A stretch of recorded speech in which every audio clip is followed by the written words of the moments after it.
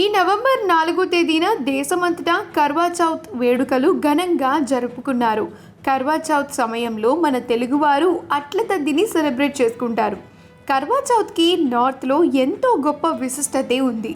ఈ పర్వదినం రోజున తన భర్త యోగక్షేమాలు కోరుతూ ప్రతి మహిళ ఉదయం నుంచి ఉపవాసం ఉండి సాయంత్రం చంద్రుణ్ణి చూసి ఆ తర్వాత భర్త మొహం చూసి అతని ఆశీర్వాదాలు తీసుకున్న తర్వాత ఉపవాస దీక్షను ముగిస్తారు.